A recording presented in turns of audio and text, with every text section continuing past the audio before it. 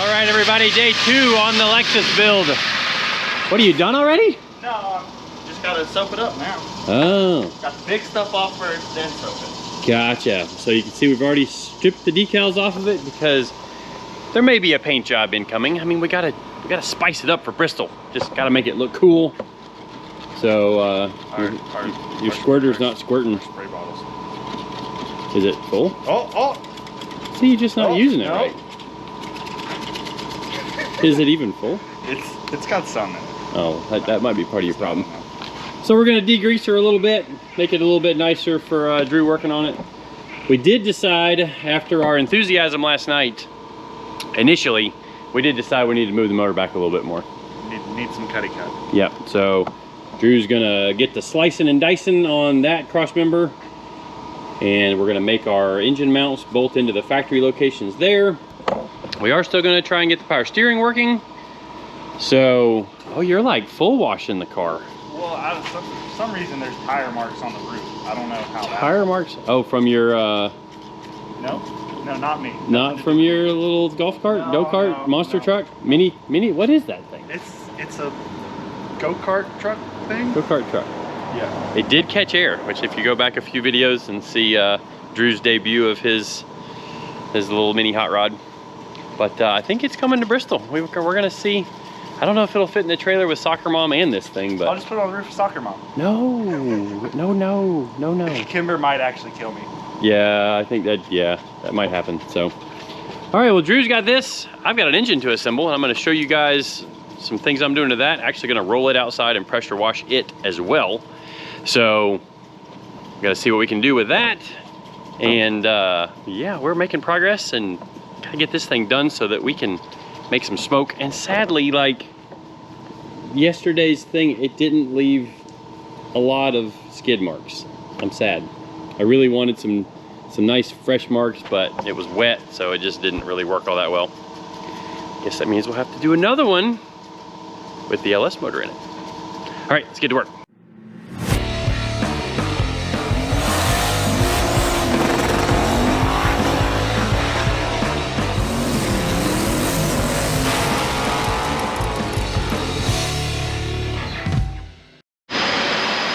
All right, so I'm inside working on the engine and kind of scraping off some of the old gasket.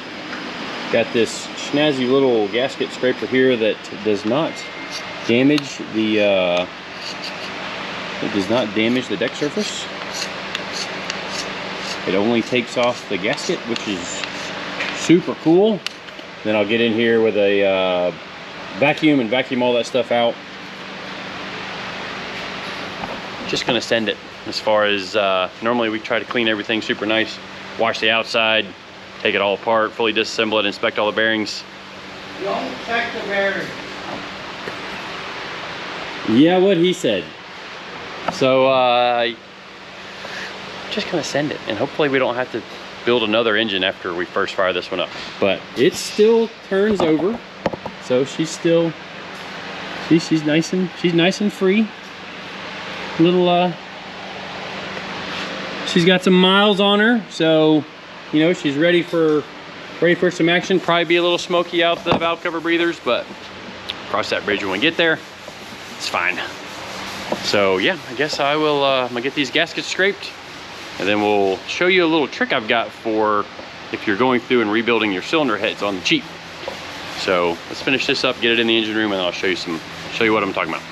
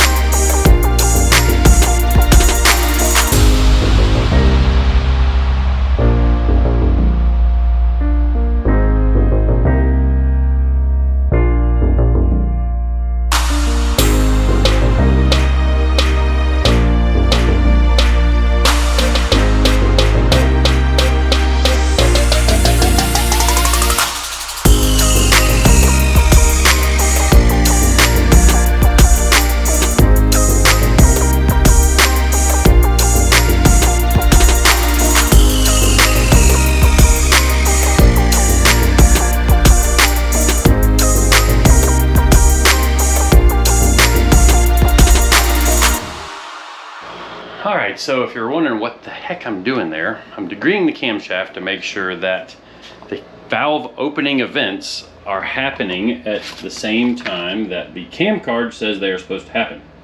My battery's dead. Hold on just a second. All right, so once I verified that camshaft degree was right, and normally with factory single roller timing chains, they're pretty close, but I put a double roller timing chain in this thing just because I'm going to be parking this thing up at 7,000 RPM. Wanted the peace of mind of a double roller, even though I know I'm gonna have to do a little grinding in here and a few other little modifications we have to make.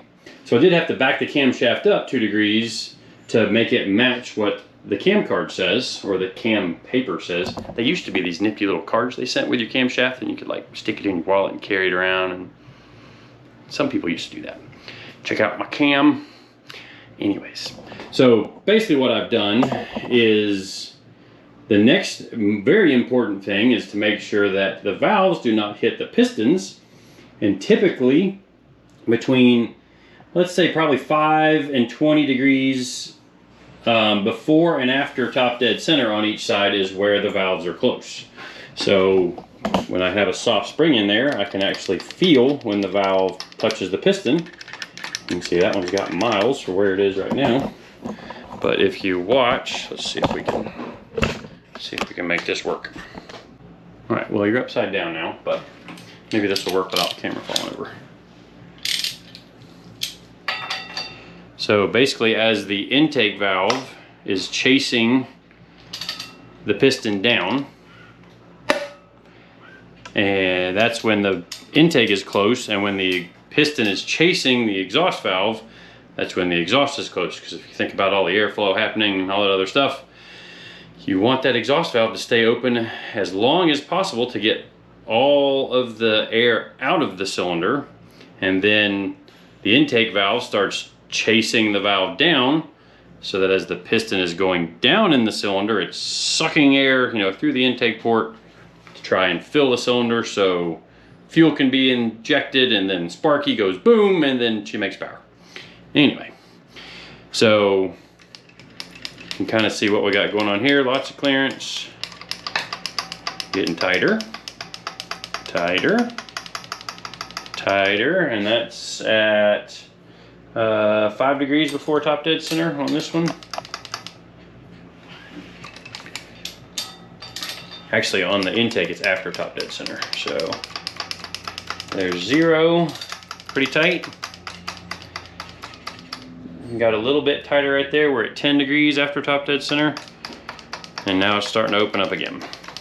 So the pistons actually hang out of the block by 5 thousandths, so I had to put some spacers between the cylinder head and the block. So I used some 30 thousandths thick shims.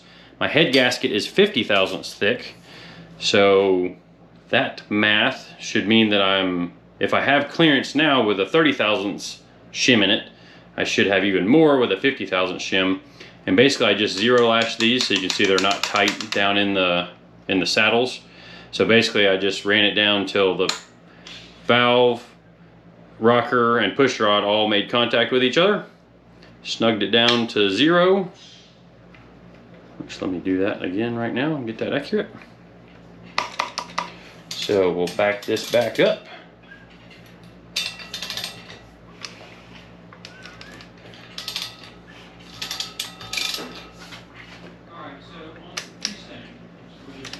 All right, so valve is chasing the piston.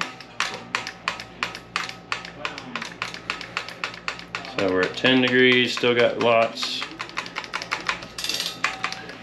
Plenty. So there are more official ways to measure that, and anytime I'm building anything really serious, especially something with a solid roller where there is absolutely no give in the valve train, I take a lot more time to science this out, actually measure it down to the thousandth of an inch, and then I document that in all of my paperwork for building the engine. But this sucker we're just slamming together, kind of slamming together. You can see I'm putting a little bit of work into it, but now that I've verified valve to piston is good, camshaft degree is good, it's pretty much bolt the thing together as much as I can, short of the oil pan, because Drew has the oil pan we're going to use on the block that you've been seeing him fit into the car. So take this back apart, set up the valve springs, install the new valve seals. Should be able to go ahead and put the lifters in it, bolt the heads on, bolt the front cover on, put the oil pump on. I'll probably leave the front cover off until I get the oil pump pickup installed, which actually I have that too. So anyways, I'm gonna get back to work and bolt this thing together the rest of the way so that hopefully we can seal it up and put it in the car maybe as early as tomorrow. Maybe. Stay tuned to see where we get. So like we talked about earlier in the video, we decided to go ahead and cut out this rear cross member or lower control arm support. You know, I could see where that piece was really important for street cars and or race cars, especially like road race cars, to where there's a lot of load in the lower control arm. But we don't have that load with a Burnout car. So for now, we are just cutting that thing out. There's 3 bolts on each side of the lower control arm mount to the chassis. So we're just going to leave that sucker out for now. And if we ever decide to do something like on a road course with this engine in the car, well, we'll probably put a piece of tube between those and support that again so that it doesn't give us a problem. So now we've moved on to Drew's beginning fabrication on the engine mounts, and moving the engine back another couple of inches allowed us to build these engine mounts where they come straight off the engine and go down to the factory holes on that front aluminum subframe. And that was a whole lot easier on the fab work. So you'll see we end up taking a pretty big slice out of the transmission tunnel, which we were going to have to do no matter how far forward we put the engine and transmission, because the transmission was a whole lot wider than the stock transmission. But he's cranking away on the welding, and let's take you back into the engine room and show you some tricks I got for you. All right, so a few minutes ago, I mentioned that I had a trick for you guys that when you're doing something like this and kind of just slamming one together, could save you some money, save you some time, give you the feeling of accomplishment of doing something yourself. So it's fairly common on high mileage LS engines, especially on the exhaust side, which I don't know if we can see. It's pretty rusty on the seat area. Well, that's not going to give us a good seal. So normally you might send your heads off and have a valve job done. Well, when doing that, now you've machined the seats, you machine the valve a little bit, sinks the valve into the valve seat a little bit more, which actually can diminish flow. And it also changes your height of your valve tips. And with an LS having non-adjustable valve train, you want to keep them consistent across the cylinder head. Typically the factory is fairly consistent. Aftermarket heads, at least good ones, be nice and consistent, just for the same kind of reason. But what can we do to make this better? The intakes usually stay pretty good. Maybe it's because they're lubricated by fuel or whatever, but I mean, this intake valve, it's got a nice, you can kind of see it. Maybe it's got a little darkness in the valve seat contact point, but good enough for this thing especially. Like very minimal leakage. It's got a nice feel on when they close. So the little trick I've got is to do kind of a in-house valve job. So got some valve grinding compound from Permatex. It's kind of a gritty deal. I just take it and put a little on the seat area of the valve. And yeah, this is going to change the dimension a little bit. Mostly it's just kind of polishing off the rust, but I also have lubed the valve guide itself, just put a little oil in there. before I make contact with the seat.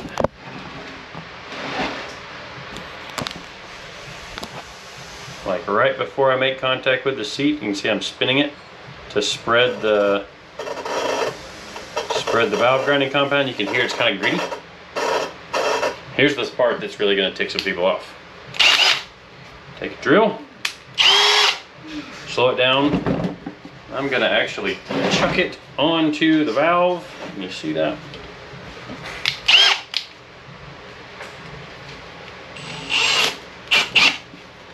And then my own little valve grinding tool. So I'm just pulling backwards.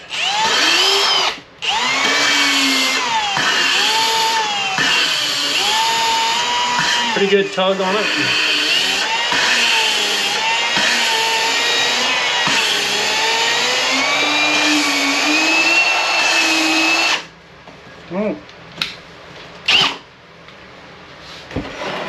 Is it perfect like a brand new cylinder head? No. Is it better than what it was? Absolutely. Maybe we'll turn that light back on. So now that we've done that, we can wipe off the valve.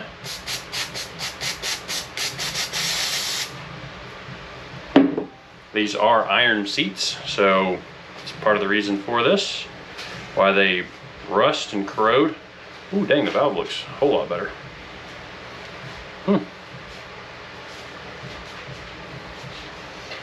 Wipe out the guide itself, or the seat on the head. We don't want any gritty stuff in the chamber when we're done.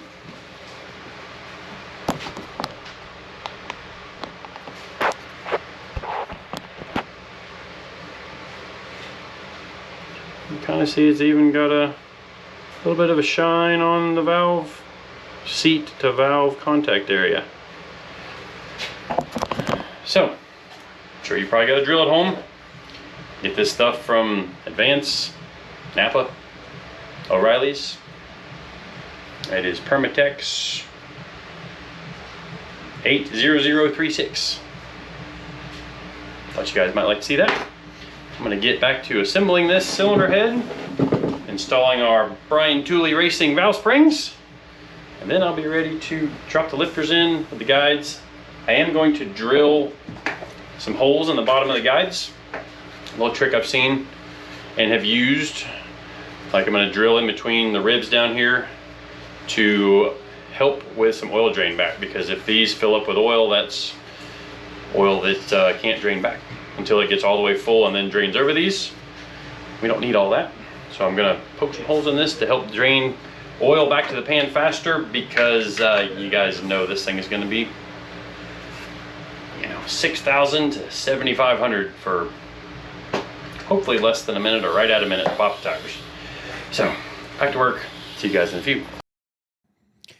So I figured I'd go ahead and show you guys the full cylinder head build, or at least one cylinder head build. And I went through and did the valve seat polishing trick to all of the exhaust valves in this cylinder head. Now I'm actually measuring the valve spring installed height. And like I was saying a minute ago about the factory heads being pretty consistent, even with the little polishing job on the exhausts, the valves were only about 3 to 5 thousandths different total. I'm pretty happy with that. That was closer numbers than I was expecting. So that let us get the shim set up for the cylinder heads. And while I'm working on the engine, Drew and Eddie are still out working on the car in the shop. This is the transmission tunnel notch that I was talking about a few minutes ago. And the Power Glide is just a whole lot wider than the W58 that came out of the car. You can actually see inside of the hole there's a little sliver of silver that is the false floor that we kind of rest our feet on, that eliminates all of the rough sections in the floor and gives us, you know, kind of elevates your feet about an inch, which puts them at a little bit better angle on the pedals. At least I feel they do. And with it being aluminum and having an air gap, it actually keeps your feet a little bit cooler. That's what I was told before I did it. All in all, it was just good benefits to not having the factory bumps in the floor. So once the hole is cut in the floor, you can see Drew set the engine and transmission back in it and has fabricated up a transmission mount. And on this project, I told him just quick and dirty fabrication, not our typical round the corners on every piece that we fabricate. And it's all made out of 1/4 inch thick material, with the exception of the tube. The cross tube portion is just some, I think it was 1 3/4 095 that we had laying around from another project. So, you know, that it's not typical KSR, this project, by any means. We're trying to knock out the problem areas, but as far as the majority of the project has just been put it together as quickly as we can, but still do things kind of the right way. At least we'll find out once we get it together. There's definitely some concerns about the engine. I have no history on this engine. It felt good spinning it over. Cam bearings looked okay. The engine wasn't completely filthy inside of it. When I felt the rod caps on the bottom end, felt kind of okay. Didn't feel any that had a huge amount of slop in them. So hopefully when we fire it up here in a couple of days, everything works in our favor. So you guys may notice that these time lapses have been really sped up in this video because we were all more thrashing on the car, and so we just did time lapses, didn't do a whole lot of live footage during this day of filming. I figured I could come back and voice over it, which is what I'm doing now. So we had about 7 hours worth of time lapse, which, you know, gets condensed down even still into about 2 hours worth of footage for me to edit. And it was a whole lot of footage for this video, and it started out with 2 1/4 hours of total footage to try to whittle down into a complete video that at least showed you, or at least tried to show you, everything we did that day, but still not be, you know, 2 hours long. So I'm wrapping up the engine, or at least I think I am, and getting ready to bolt the oil pan on when I actually run into the first real problem of the build so far. So the funny thing is, I'm actually talking to Cletus right now about Roman Atwood's Duster project, where I had a Mopar buddy that hooked him up with an engine. We are all thrashing for Bristol. All right, well, as you can see, we have a almost completely assembled engine. Problem, though, that's going to be a little bit of an oil leak. And yeah, our pan, which apparently this isn't a truck pan. This is a Hummer. How I ended up with a Hummer pan, I have no idea. But we got a pickup tube coming that will be here in the morning, which works out good. It's the end of the day right now. Got to get the kids home and get them dinner. All right, so as it turns out, I actually had a truck pan upstairs. And the truck pan is a little bit larger in the sump area, so that's good. And we will get a little bit extra oil capacity, which I was kind of wanting to do anyway. Drew and I had actually talked about welding an extra sump onto here. And the reason I grabbed this one is because it's cleaner. So I was gonna use that, but just need to wash this one up. But unfortunately that one is hitting the windage tray right here, so we gotta take a little slice out of that, which means taking the windage tray back off, taking the oil pump pickup off. You see I used one of those double support deals for the oil pump pickup, which unfortunately does have to come back off, and hitting that bolt out in there will be kind of fun, kind of not fun. But I think the, I guess the mock-up engine's out now, which you probably already saw in the time lapse. But Eddie's been in there working on wiring, or removal of wiring. You adding things back in yet? Yeah. Oh, look at, oh, we got a Holly in there. Oh, shoot.